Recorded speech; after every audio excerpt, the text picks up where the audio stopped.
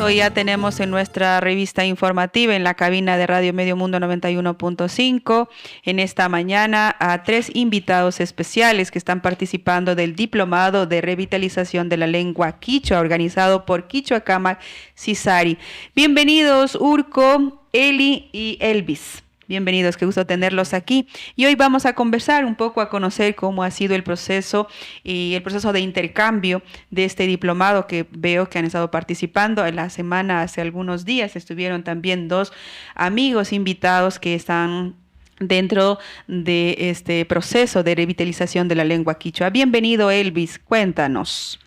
Ali tutamana gutacharipashunchi tukuy kay uyachi gantata guyakunata kay Imbabura markapi hatun napayta chayachipani shuk kitikunapi llaqtakunapi uyanahukunata achikata kushikushkakani mashiyamanda kay Medio Mundo Kuma convidashkamanda. Un cordial saludo a todos los que nos escuchan y también los que nos siguen, los que nos ven en las redes sociales. Un gusto y muchas gracias por darnos este espacio para poder venir a conversar sobre este proceso importante, formativo también para el tema de la revitalización lingüística. Pues ahora estamos ahí acompañados de 2 compas vascos que también están colaborando en este intercambio y también en esta formación. Qué bueno. Urco, cuéntanos, nos dicen pues que tú eres experto en educación de inmersión. Nosotros quisiéramos un poco conocer, pues Elvis es un activista de la revitalización de la lengua quichua desde hace muchos años y están compartiendo experiencias con ustedes. ¿Cuál ha sido el interés del País Vasco de compartir estas experiencias acá en Ecuador y apoyar también estos procesos de revitalización? Bienvenido. Yupaychani machi ayipuncha egunon guztioi. Buenos días. Sí, llevamos ya aquí como unas 6 semanas y bueno, el interés de alguna manera de venir y de revitalizar el proceso de la lengua quichua pues es importante para el pueblo vasco también, porque el pueblo vasco tiene una lengua minorizada también, una lengua preciosa, una lengua bonita, una lengua importante, pero no es tan poderosa como la que nos rodea, ¿no? Sea el español o el francés o el inglés. Y por lo tanto ha sido minorizada, ha sido relegada, perdió su prestigio. Nuestros abuelos eran únicamente monolingües vascos y casualidades de la vida, y no tanto casualidades, sino más causalidades, nuestros papás eran monolingües españoles, ¿no? Por todo el desprestigio que hubo hacia nuestra lengua, el habla en cristiano, el castigos, etcétera. Pero bueno, se armaron de valor nuestros papás y mamás y empezaron un proceso hace ya unos 50, 60 años para revitalizar la lengua, ¿no? Y sabemos que cuanto más fuertes sean otras lenguas minorizadas del mundo, sea el quichua, el mapudungún, todas las lenguas mayas, las que están en África, muchas en Europa también, pues más aliados tendremos en el mundo para mantener la diversidad lingüístico-cultural, ¿no? Y por eso estamos también en Ecuador, para fortalecer el quichua, porque cuanto más fuerte sea el quichua y su comunidad, pues más aliados y más fuertes seremos ante otras lenguas más poderosas y hegemónicas que hay en el mundo, ¿no? Gracias. ¿Cuán importante es una lengua, esta experiencia de la revitalización lingüística dentro de su país? ¿Qué esconde una lengua? ¿Qué tiene una lengua? Bueno, una lengua es una manera de entender el mundo, es una adaptación a ese lugar, nos explica ese lugar, nos cuenta mucho de ese lugar, nos cuenta toda la historia que ha venido durante años de generación a generación, transmitiéndose con la tradición oral de ese lugar, ¿no? Y a mí me gusta mucho lo que dice un escritor vasco, Juan Cruz Higueravide, decía que la palabra, la lengua nos hace estar psíquicamente sanos, ¿no? Como pueblo y nos hace transformar el mundo que nos rodea. Entonces, es nuestra esencia, es lo que nos une al lugar que estamos, lo que nos hace ser pueblo, expresarnos como pueblo desde lo que somos y desde lo que sentimos y desde lo que hemos recibido durante miles de generaciones. Elvis, ¿cuánto ustedes han aprendido de la experiencia vasca? ¿Podrías como hacer un resumen de... Yo he estado en dos talleres y yo aprendí muchísimo a comprender la importancia y también la actitud y la conciencia que uno debe tener cuando uno empieza a revitalizar una lengua. ¿Qué han aprendido ustedes del País Vasco durante este trabajo que ya vienen algunos años? Bueno, antes de responder un poco también ya después de las presentaciones que hicimos de los compañeros vascos, bueno, quería hacer como un contexto, ¿no es cierto? Nosotros hacemos este trabajo junto con, bueno, yo soy parte de la Asociación Quichua Camaxisari. Ahora estamos trabajando con la Asociación de Jóvenes Quichuas de Imbabura, la ADQI, y con la Cooperación Internacional Garavide. Es un trabajo bastante integral que de revitalización lingüística que parte de una problemática, de la problemática de la pérdida de la lengua quichua específicamente en Imbabura y en todo el Ecuador. Realmente el proceso de pérdida va en picada, realmente ya las nuevas generaciones pues no lo están usando y en relación a estos temas pues se ha visto la necesidad de generar proyectos pilotos pero que sean integrales. Venimos trabajando desde el 2020 específicamente con una cuestión más estratégica, con una cuestión más visionaria de recuperar la lengua en los últimos años, desde el 2020, como digo, ¿no? Que parte desde una parte, digamos, formativa, digamos, porque para revitalizar la lengua necesitamos gente muy consciente, ¿no? Muy consciente, formada, con criterios académicos, teóricos, experimentales, sobre los problemas de la pérdida y también cómo poder revertir. Entonces, desde el 2020 hemos venido, liderando CISARI, este tipo de formación para que la gente formada, pueden ser líderes, lideresas, profesores del sistema bilingüe, diferentes actores sociales con conocimiento de causa puedan, en los espacios donde se encuentran, puedan activar procesos encaminados a un tema más estratégico, ¿no? Si bien se hace, mucha gente hace actividades por la lengua, pero tiene que estar anclado a un camino común, ¿no? Entonces, eso nosotros tratamos para un poco encaminar que todas las acciones que se hacen en diferentes territorios, por diferentes individuos, para que estén tirando a una sola vía, ¿no? Entonces, en ese sentido, hemos venido trabajando la parte formativa, también hemos venido trabajando la parte un poco la incidencia política. Nosotros entendemos que también la parte política, la administración pública tiene que dar prestigio. Obviamente la sociedad civil tiene que empujar, pero también la incidencia política, la administración pública tiene que tomar como conciencia de estos temas, ¿no? El otro tema que ahora mismo estamos trabajando es el tema de la sensibilización, no solamente para los quichuas, sino para los quichuas, los no quichuas, gente que quiere como sumarse, o los que no quieren sumarse, al menos poder decir, miren, respeten nuestras luchas, ¿no? Entonces, en ese sentido hemos venido trabajando. Es así que, como decía, la experiencia del País Vasco siempre para nosotros va a ser una referencia. Nosotros hemos dicho, ellos tienen ya casi por los 60 años de la lucha, más o menos, ¿no? Unos 60 años de lucha por la reivindicación de la lengua, y para nosotros es una referencia muy, muy potente. Nosotros lo decimos, son como nuestros hermanos mayores, porque ellos ya han tenido un recorrido importante y de eso podemos aprender, ¿no? Entonces, el hecho de poder compartir en estos últimos años estos procesos de intercambio han sido muy, muy importantes para decir que ellos lograron realmente revertir estos procesos muy, muy duros que vivieron, y por qué no nosotros también podemos estar en la misma situación, peor o tal vez mejor que cuando ellos empezaron, pero eso es como un camino a trazar para seguir caminando. Entonces ha sido muy, muy fructífero el apoyo de ellos. Ahora mismo los que nos acompañan, los Urco y Eli, ¿no es cierto? Ellos nos han apoyado principalmente un poco a tener una visión en el eje de educación, por ejemplo, ¿no? El tema de educación es súper importante. Realmente nosotros decimos de la educación bilingüe sí nos ha quedado en deuda también.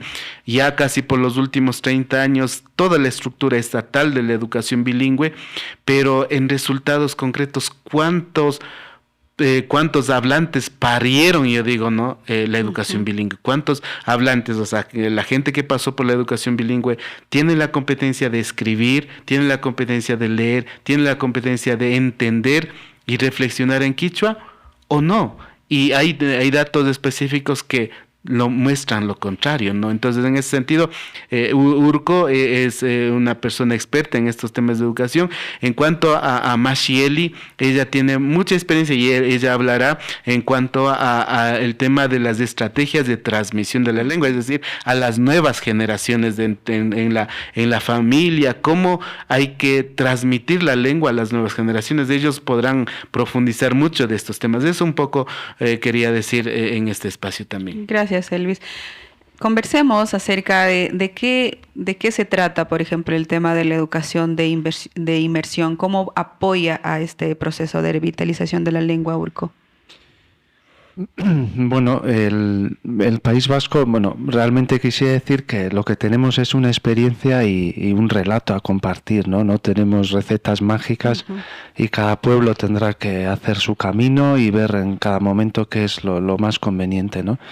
Está claro que, como decía Elvis, la educación intercultural bilingüe pues tiene unos resultados muy limitados, ¿no? Y es en el análisis que se puede hacer de diferentes sistemas educativos en el mundo, pues hay varios, algunos han sido de sustitución, es decir, la lengua hegemónica se ha sustituido a través de la escuela, ¿no? En el caso de Ecuador y de la mayoría de los países de Centro y Sudamérica, ha habido como un proceso de transferencia, ¿no? Es decir, la idea era que al final el alumnado aprendiese el castellano, ¿no? Pero nunca ha habido una idea clara de que salieran bilingües totales, ¿no? Es decir, que fueran hablantes completos y equilibrados en dos lenguas. Yo creo que si hubo desde luego esa idea en un principio cuando se empezó a trabajar la educación intercultural bilingüe, si hubo esa idea, el planteamiento no fue el adecuado porque están los datos ahí de que no se consigue esto.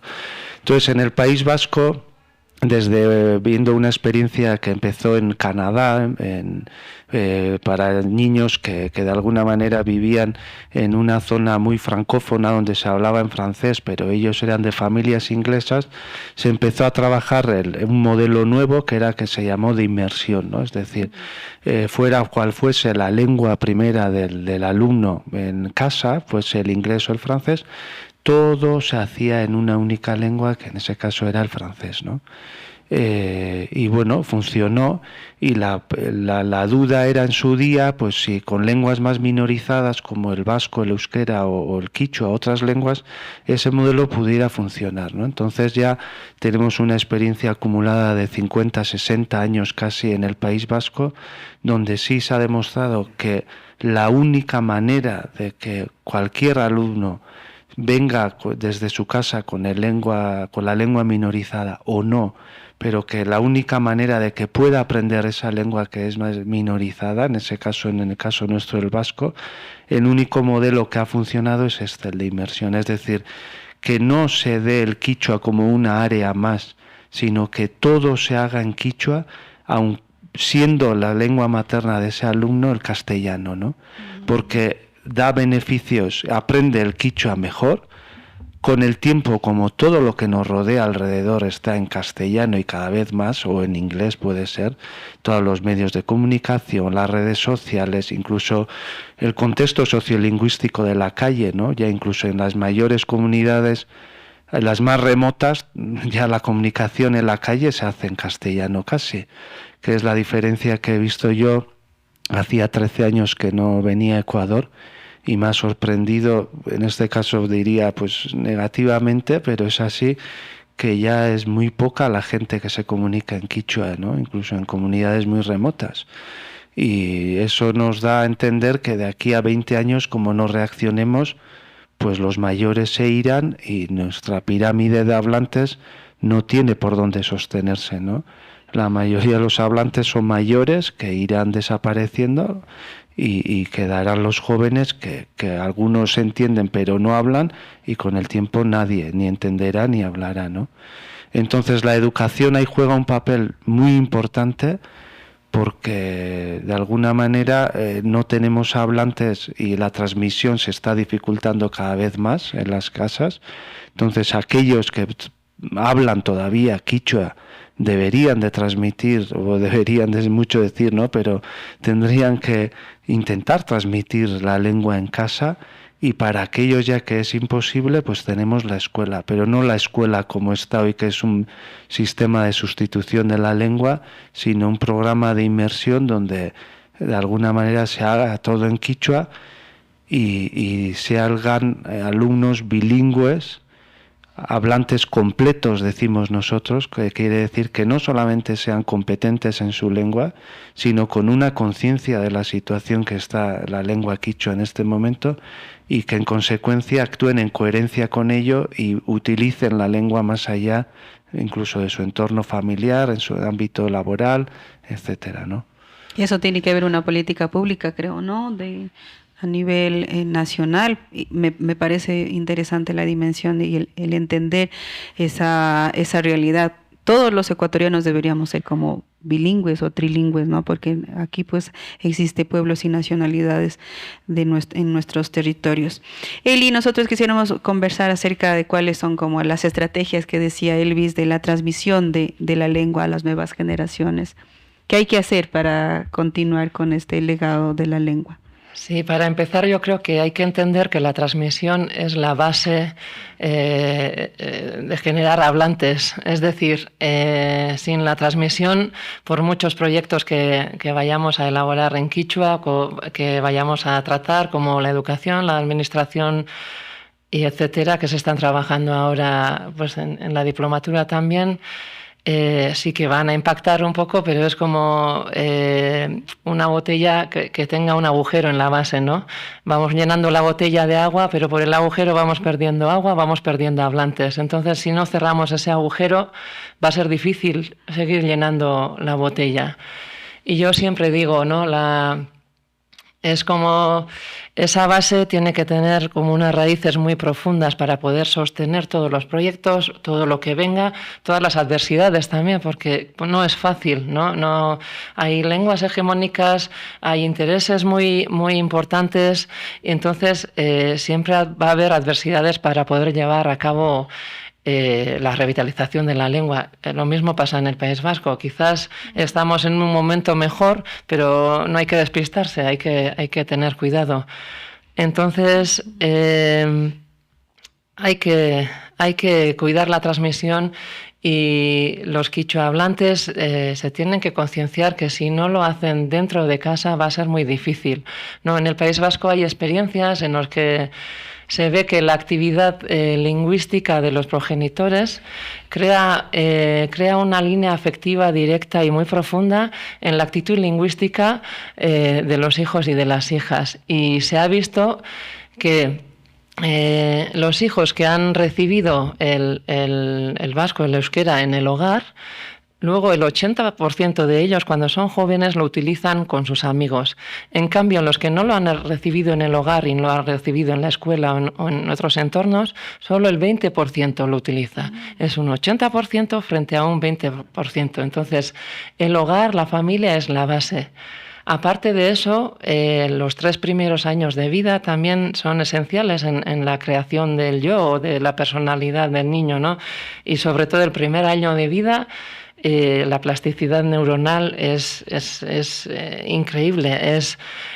Para hacer una idea, Si comparamos hoy en día con las conexiones de Internet, el primer año de vida del niño se darían como 3 veces más de conexiones neuronales que hoy en día los tiene la red de Internet.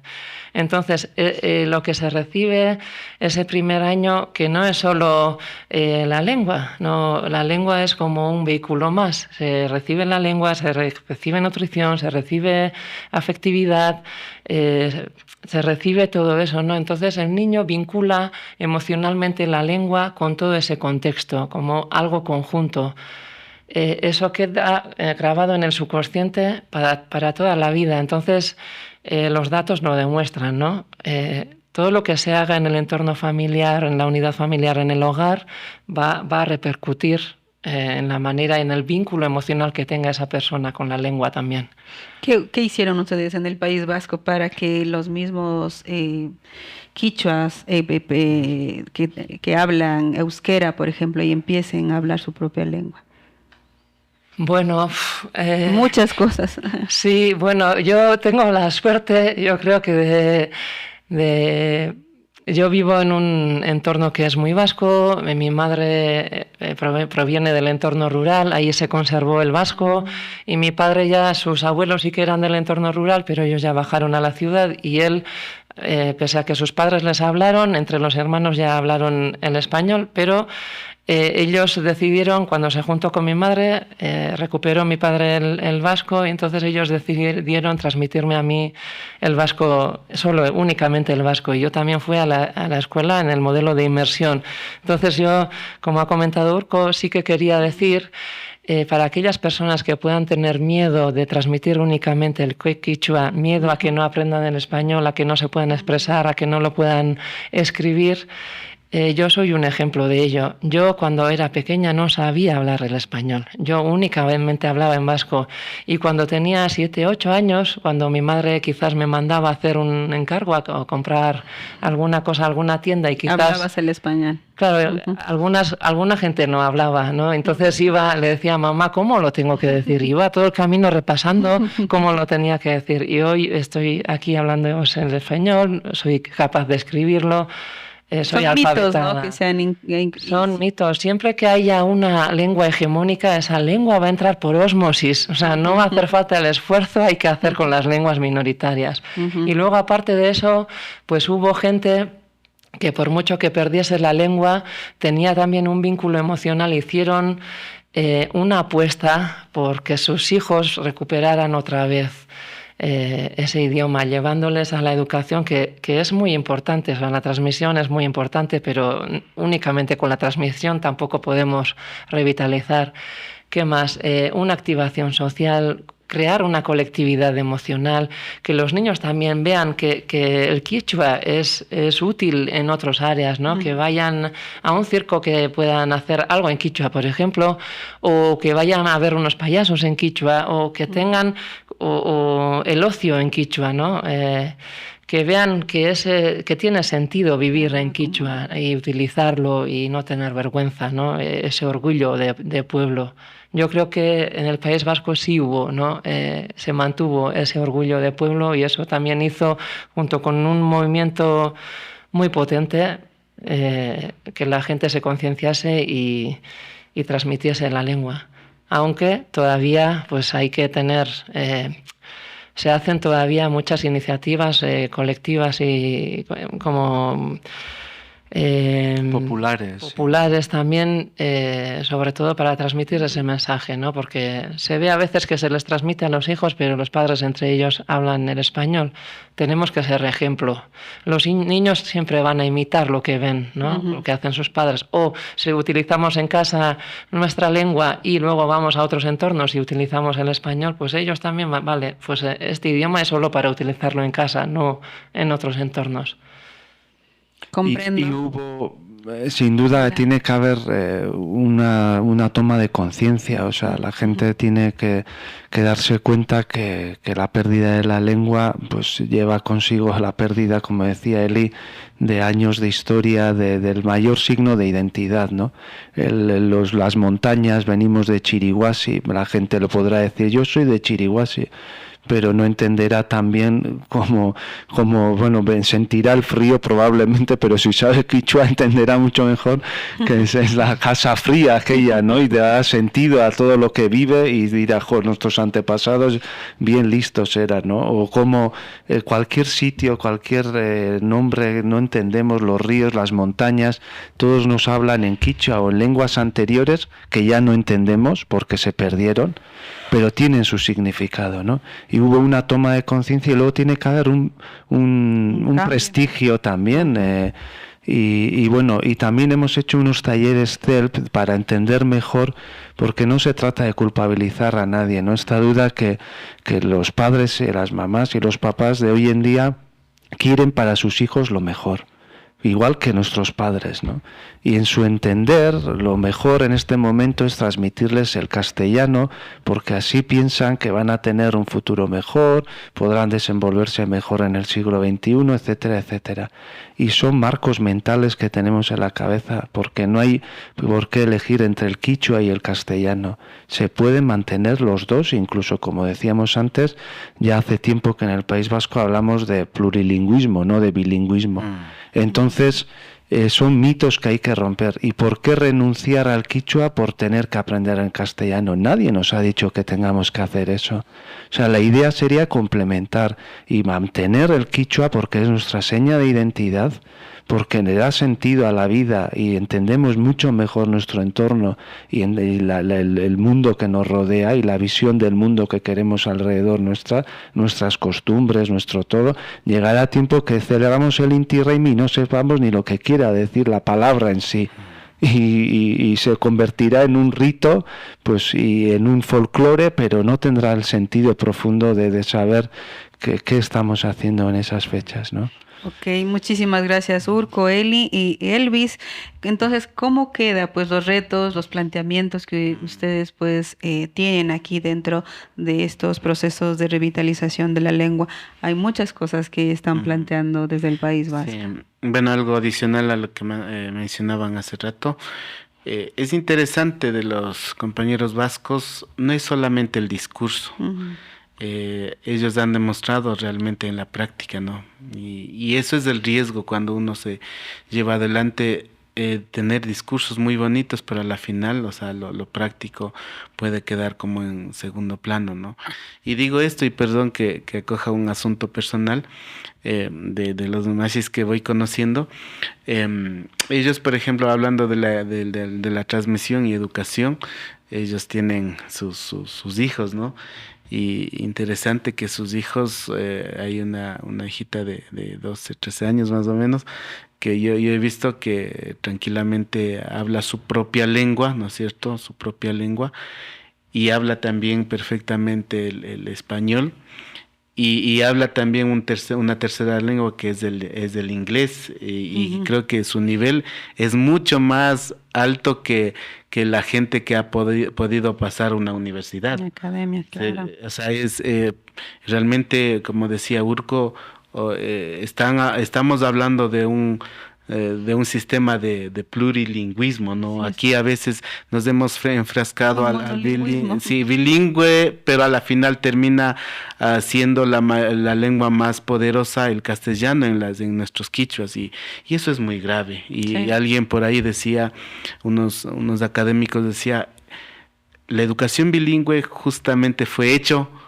para dar más poder a la lengua hegemónica que es el castellano, y decía muy fuerte, no simplemente la educación, el sistema en cuanto, no estoy hablando específicamente de un sector, pero en sí la educación bilingüe en Latinoamérica, en Abya Yala, fue justamente creado para golpear a las lenguas pequeñas, digamos así, ¿no? O las lenguas minorizadas. Y eso es grave, o sea, si logramos entender esa profundidad, es muy peligroso, hasta político, que han logrado trazar desde las esferas, digamos, mundiales, ¿no? Así que en ese sentido hay mucho que hacer, como decía, primero yo creo que el tema del empoderamiento social, o sea, las bases para poder empujar. Y eso genera demandas en los medios de comunicación, demanda a las autoridades políticas, a las autoridades, funcionarios públicos, a toda la esfera, digamos, social, pero debe empezar desde... Es un cambio de mentalidad también. Entonces lo que nosotros decimos... Queremos ser plurilingües. Sí, entonces nosotros, y con esto quiero un poquito cerrar, y lo que nosotros decimos...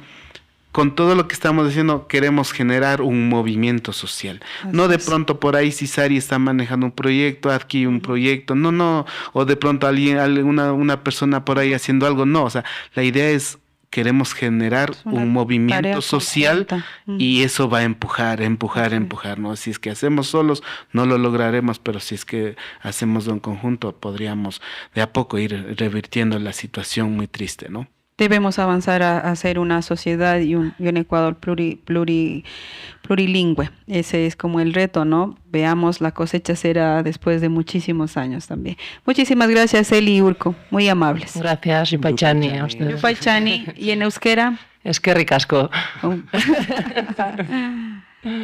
Gracias.